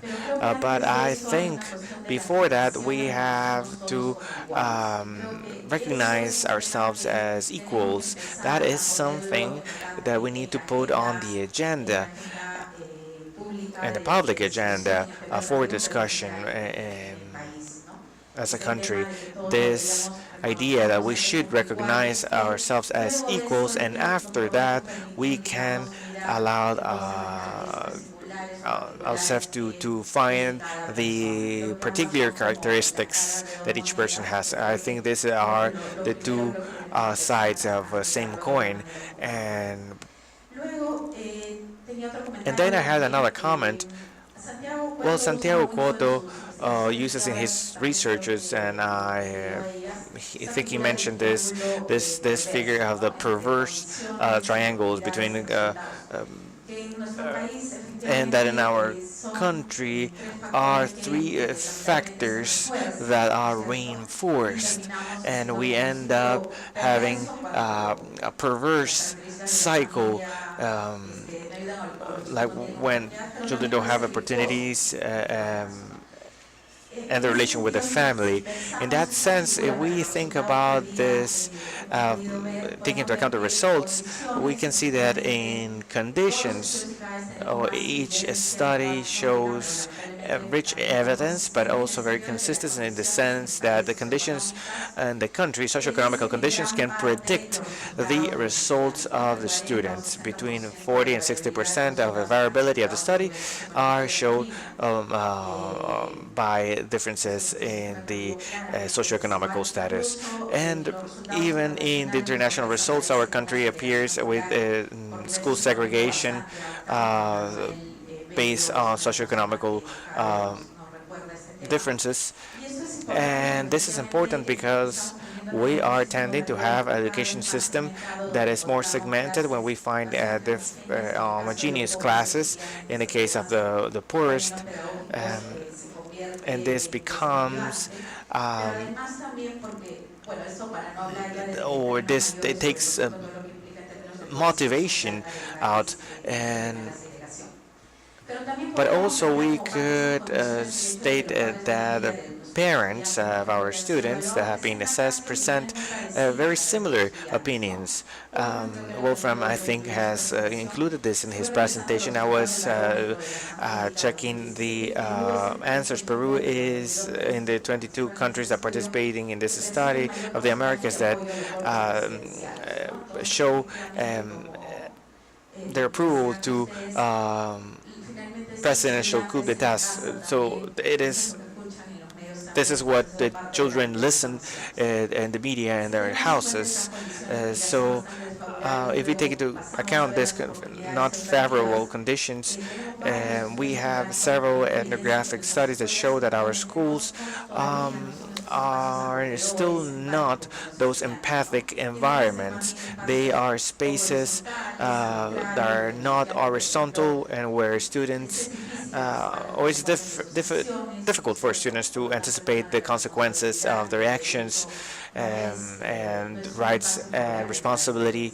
It's not a right environment to learn about um, uh, this subjects, and we can cover all the subjects as discrimination. So all these practices show that all these opportunities and the conditions are not the most favorable. So the results that we can see are not surprising, even though they're concerning. So normal practices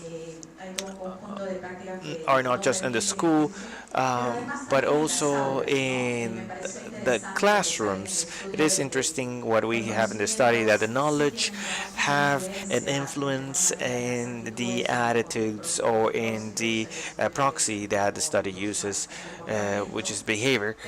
But as the colleague from Mexico said, these practices, or if we do more practice in the classrooms and we promote critical reasoning, and the students get used to reason and to argument,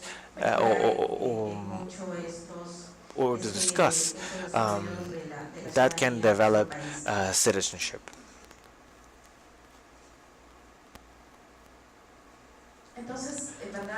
So, as we can see, well, certainly we cannot make the schools responsible for the results. I think this is more complex. It goes beyond the school. There are other relevant stakeholders. The family, the media, I think they play an important role, but that is not an excuse. Well, and not to know that schools don't have a responsibility. So in here, I think we have to work for Peru in what we can contribute from the school and from the education system to develop these capacities. We know that this challenge is not simple, and it's not short term, but we need to do it, and we need to do it because after looking at these conditions and these results, the opportunities that our students have in this perverse triangle, and the study, and this is consistent with other studies, the students still trust their schools as a learning space. Why we should study it? But yesterday I was in the presentation of a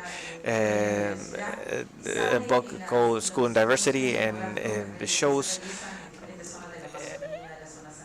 studies that even though all these difficulties are structural or difficulties, people still trust schools.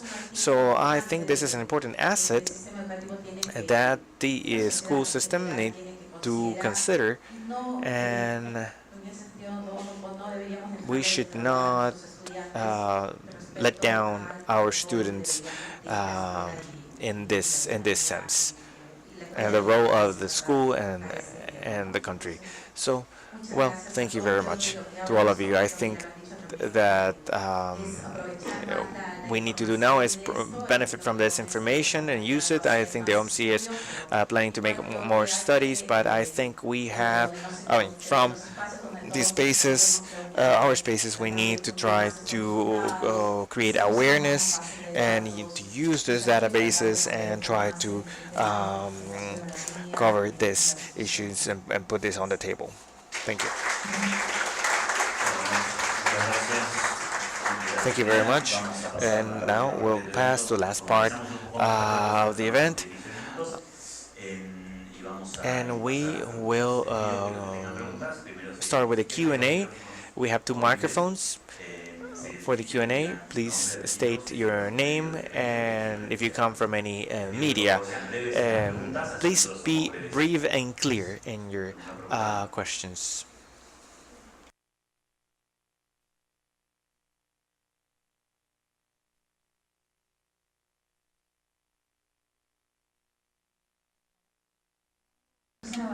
Juliana Vázquez from Argentina, La Nación. Elisa, I have a question for you. I am interested in the decision of because you register that there is a low participation for voting, and you are concerned with the formation of the young people, and you took the decision of a creation of a non-cognitive indicator, and then the citizen formation plan that has general guidelines and the subject of citizen formation. That plan, what are the general guidelines that you have for that plan? If they're easy to comment, because it's a comment. Could you comment on this? Well, the plan, the citizen formation plan, it arose as a recommendation from a presidential commission based on different corruption scandals and in politics that appeared in Chile in the year 2015. So a commission gathered, called by the presidency, and after 6 months, they make several recommendations that cover different fields. And in education, they suggest these last two measures, which is the creation of the plan and the repositioning of, or to reinstate the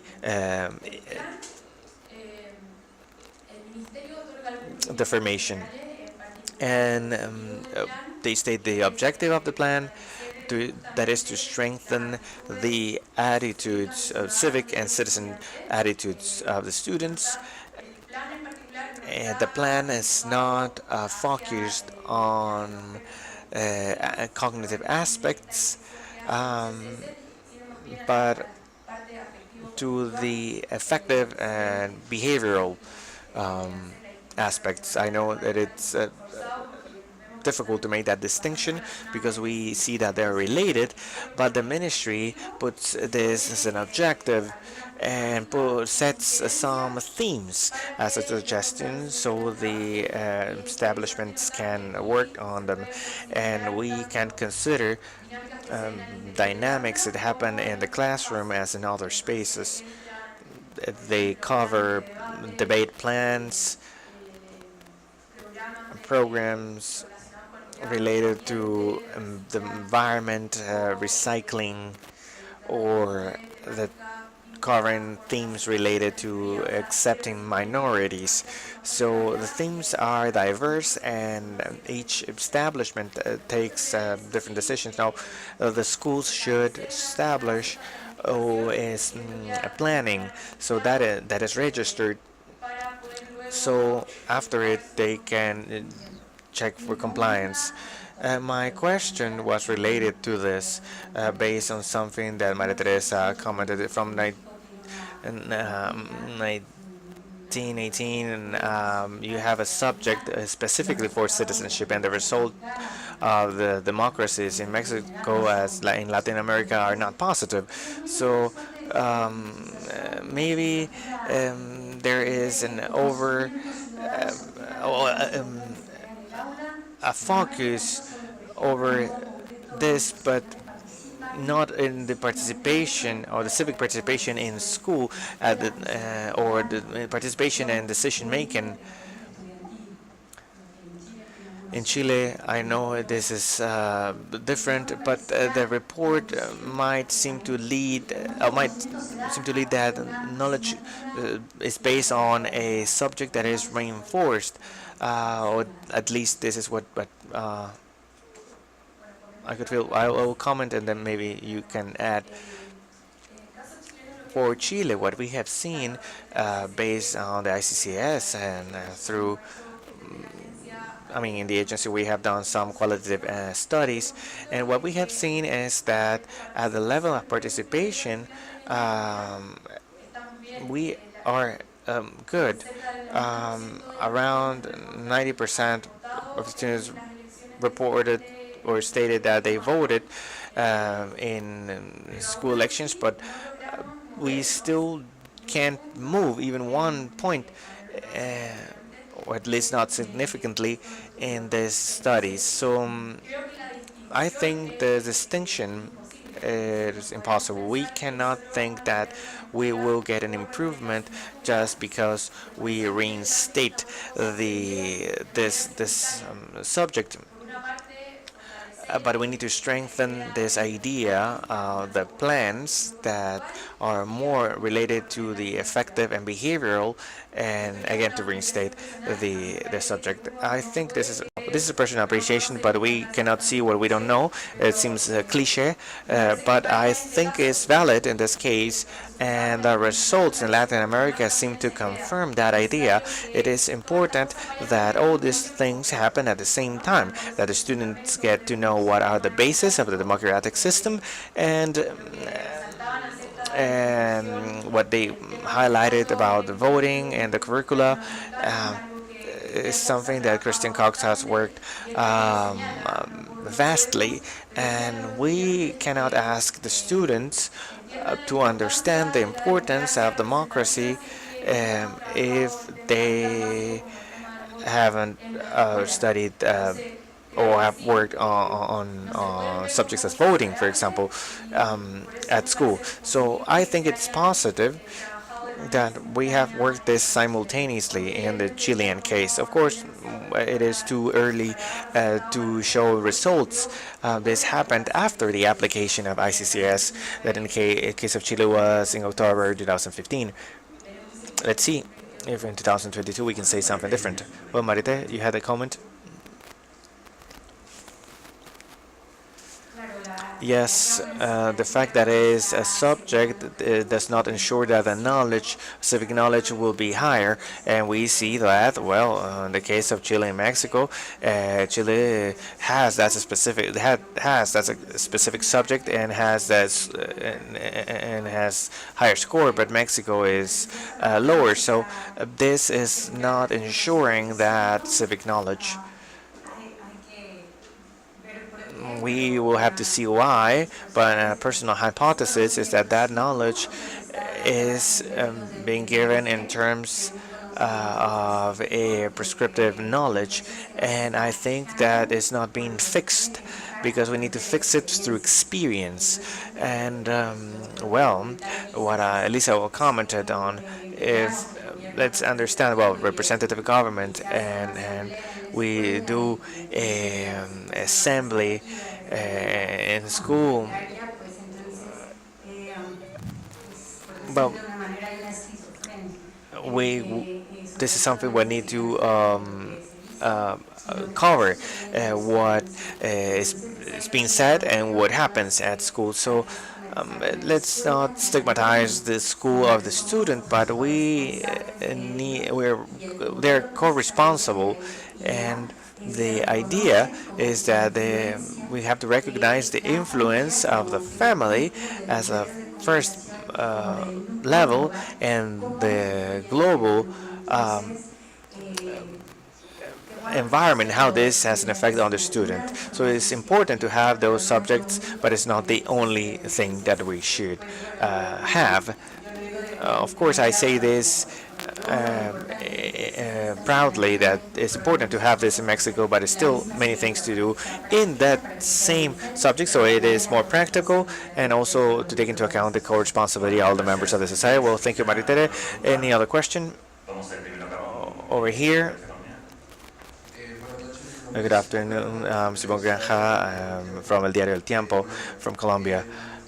There is an important point that I think is very interesting, and that is related, well, the Colombian case and Mexican case, which is a perception of violence, and young people reject violence, but at the same time, those are countries with high levels of violence. I don't understand how this logic works, and I don't know, maybe in Mexico you have clear what is happening. Also,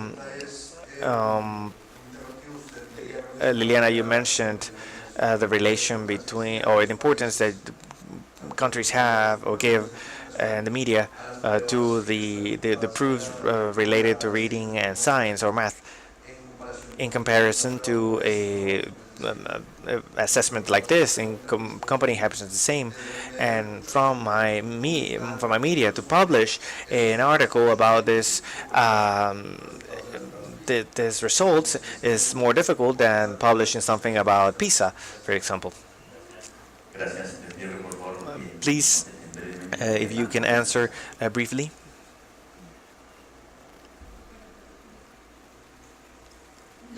The report in Latin American ICCS doesn't show an explanation or a cause for this argument of the statement of the students.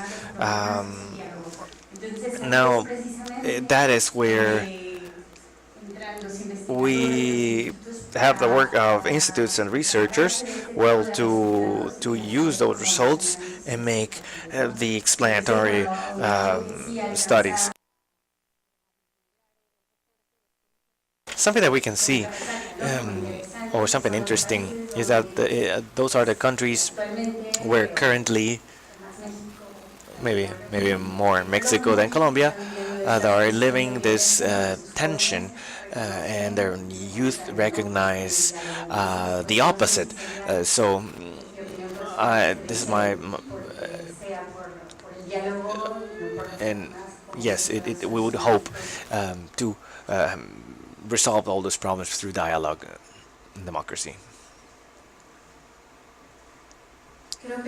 I believe, or I think, why do these results reading and math take more attention? I think it's related with the order or what is prioritized in other assessments that translates into rankings, and we need to assume the responsibility that in the educational systems we have produced and we have focused our attention in that. That's very similar in the whole region. We have increased this sort of assessments and promoting them. In the case of Peru, in the last years, we started to promote assessments, and I think that creates more attention on this. I think this is a challenge, maybe to rethink on a second phase on assessments of for a different level. And in Peru, we need to rethink this and how this changes with the new paradigms of the new education system. I think this is something that we have to think about. The assessment has power because it tells you what you it depends on what you value. Of course, it's complex because doing big scale is not as easy, and I don't know if it's feasible and it will be able to do so, but we need also to be able to compare and the monitoring system that the education system needs to have. So I think to solve that tension is not easy, but it's something that we are in a moment in which we need to rethink this. Particularly, I think this, and it's easier for me because I'm not currently in the system, or I'm not part of the system. I think we put too much emphasis, we give too much attention on the education system. Well, thank you very much. We will have one more question. I'm Walter Segarra, and I am a consultant, education consultant. There are some things that I think they were very interesting. They already asked about the citizen formation plan for every school. I think this is very interesting. And in the case of Mexico, to incorporate ethics, I believe that is substantial, not just civics. But I wanted to stop on a number that caught my attention for Peru. 59% of the interviewees state that the need of in getting information about the candidates before voting. So the question is, how can we do so the students can have that information? This year we have an opportunity, a big opportunity, because we have elections in October this year for the mayors in Peru, municipal elections, and then we have presidential 2021. With this study, we will have, since we will have a study in 2022, this is an opportunity to go forward in this same line, and I congratulate the people that did this study. Liliana, you can answer.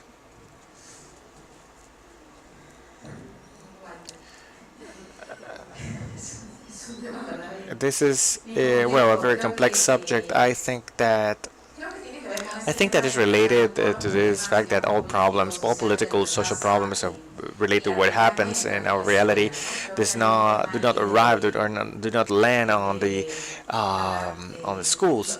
The learnings at school are still routine or are based on memory, and that is related to the question of the Argentinian journalist.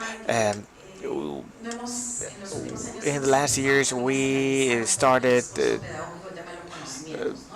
to, or we are confusing knowledge with memory, and I think it's important to see this relation between better knowledge and better results in the proxy of citizen development, and because it's important that the students understand. I think that is matter of understanding. It's not really about memorizing what are the institutions or the powers of the state. It's important, as they say, our colleagues of Chile and Mexico, that students can understand some principles of democracy. And I think that is the exercise what we have to do in the subject or the course.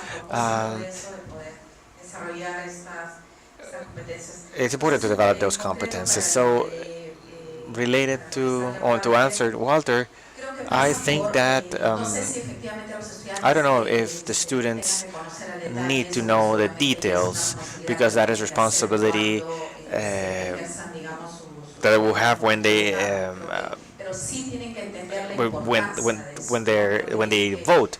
But I think it's important for them to learn that before voting they need to get information about the candidates, and the Peruvians are currently concerned with the decisions that we have made regarding the Congress. So yes, citizens' responsibility in terms of the representatives that we are electing at the local level, that happens as well, to get to understand the plans, and if what they offer it is relevant or not. We have a discussion in Peru if the congressman should offer things or not, because that is not their function, and that might create confusions. So students need to develop this learning. Well, thank you very much. We had one more question. Hi, good evening. I'm Ulman Murga from the UMC, from the team of the Citizenship and Social Sciences team that founded with the initiative of Maria Estefania, that led the X assessment. Well, she is currently not here, but at the time of UMC, led by Liliana Miranda. And I had two questions. So the first one, more than a question, a comment that is related to this recognition of the students and their institutions, and the trust that students have on their schools, that could, in my perspective, become in a space to build citizenship. But I wonder if the system is contributing with or to reinforce that trust or maybe to destroy it. One of you said no one uh, wants what they don't know. Um, and all the criticisms that the system has in our country, this is a profession that has low recognition, and if this systematic destruction uh, from the press and from the government of the agency of the citizen is building an agency on the student. This is a question that we have, and if we have disapproved the exercise of teaching, maybe we could prove other strategies to rebuild that from a more positive point of view that recognizes the inputs. I think that maybe you can give us your point of view related. And second, is that in states like Peru, where democracy and citizenship are not consolidated, what do we assess? Do we assess citizenship or the exercise of it for a state in construction? And the answer is from what you would expect a citizen to do with their resources from collective participation, maybe to finance something that the state doesn't give, or we assess a citizen exercise that demands the state to comply with his rights. That is one of the questions in the subject of citizenship. It is a citizen that organizes and substitutes the role of the state to build a school, for example, or a citizen that demands the state for their rights. Well, I thank you for the question. From the point of view, our point of view, and related to the ICCS, the IEA is a consortium, and what we do is to investigate research, and we have studies in different fields in computing and citizenship, etc. And we provide information with scientific value, with evidence, so the governments of the world can take decisions in terms of public policies based on empiric evidence. Now, what every government decides as public policy based on the subject or math or reading, it's a responsibility of each government. What we promote is the use of this sort of studies for decision making related to public policies based on empirical evidence. I don't know if you want to make a comment, additional comment, or can we conclude the event? I think this goes beyond the theme. Maybe Wolfman? Well, just to say something. Yes, but you look very good at the table. Thank you. No, just to make a comment about the trust for schools. I think this is something interesting how in this region, more than in other parts, we have this confidence on trust on schools as an institution. Well, and this catches our attention. So maybe, I don't know, and as Manu has said, it is not our responsibility or not our work to make recommendations. This is not what we do. We just inform so the governments can make the best decisions and may do their own analysis of the situation. And just to add, we had a question about the specific subjects. There's no, again, to repeat that we don't do the recommendations, but we see international results and we don't see any guidelines that says that if I have a specific subject and that is related to higher or low levels of learning.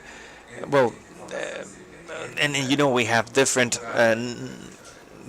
subjects with different names, and let's just take this with carefully. I think we don't have any more questions, and we have already on time. I want to thank everyone that is here and the ones that are following us online. So thank you very much.